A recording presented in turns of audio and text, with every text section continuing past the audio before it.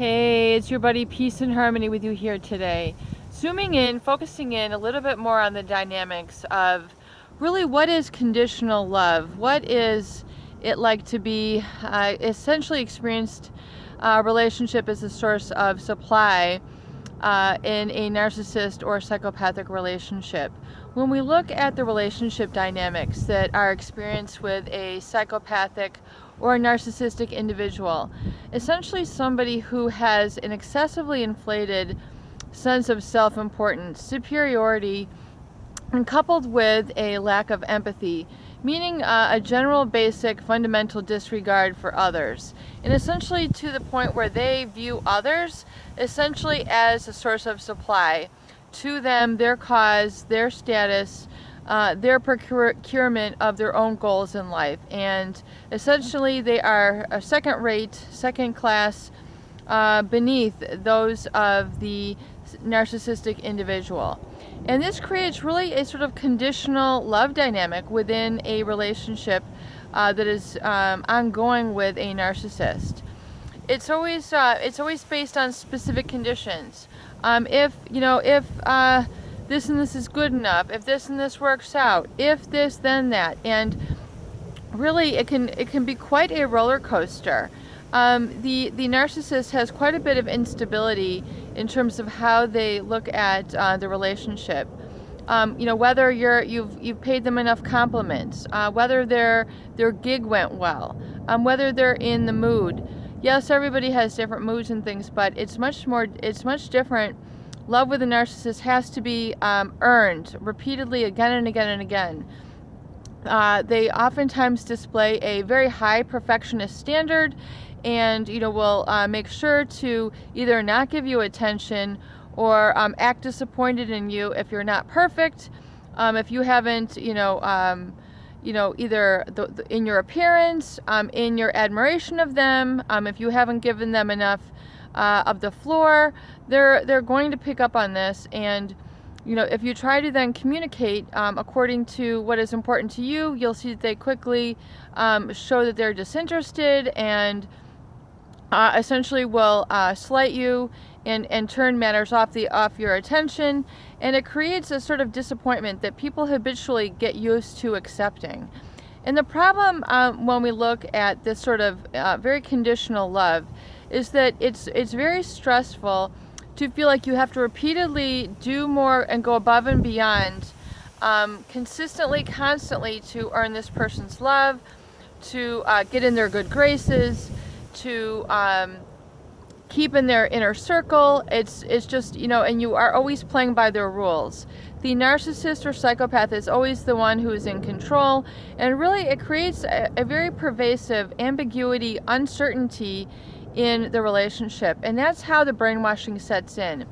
If we experience ambiguity for a prolonged period of time, along with heightened arousal states, so extreme passion, extreme lust, extreme sexuality, or extreme rage or jealousy.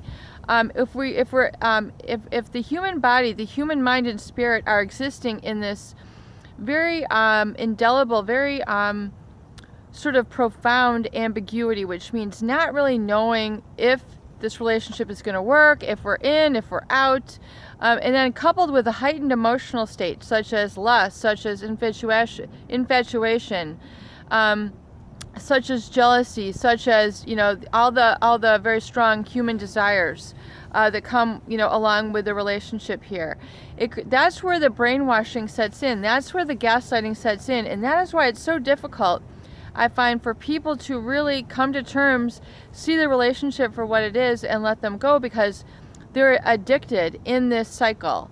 They're addicted in that ambiguity cycle, and so they really feel like they have to work things out. Things don't make sense. They have to process things. You should be able to do this, so I'm going to work harder to get your attention. I have to be sexier. I have to be richer. I have to have this car. It's based on all these various conditions. And then when life happens, we get sick, When life happens, we lose our job. When life happens, a child is born, all these unexpected, things that occur. That's when you really see the true colors of the narcissist, because generally in your time of need, they're really not there. They don't show their face. They're not there with a helping hand. They're not there to give you emotional support. They're not there to sit down with you on the edge of the bed and say, how are you doing today? They're not there to hold your hand. They're not there to give you a pat on the back. They're not there to help with the phone calls. They're just not there. But yet, it's the ambiguity that even though this person is clearly not supportive of you, clearly not present, clearly not going to be there for the long run, these people are perpetually addicted, and they continue to feel like if I work harder, if I were to do that, and they continue to blame shift on them, and make you feel like it's all your fault, and there's something that I could have done to make things better. What could I have done? Why couldn't I have changed this? We could work this out. We had such good experiences.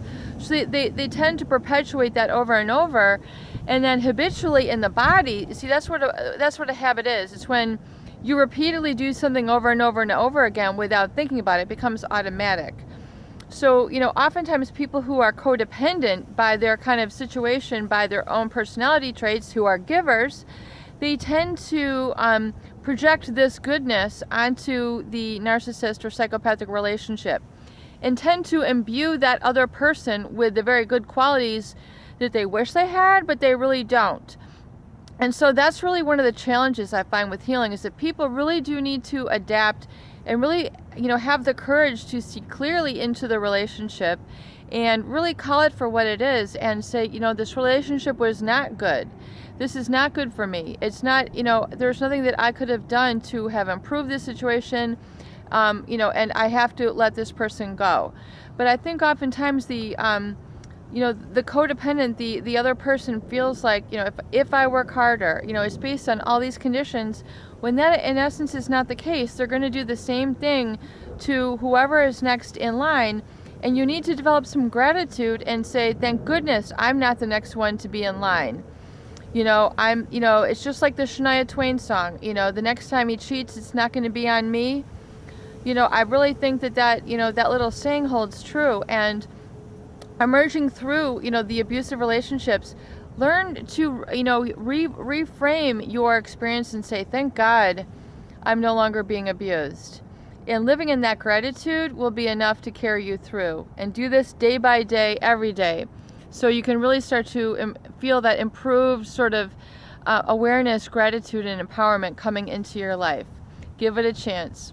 Peace and harmony with you here today. Hope these videos do help. Please share and please subscribe for more great tools, videos, discussion, and support.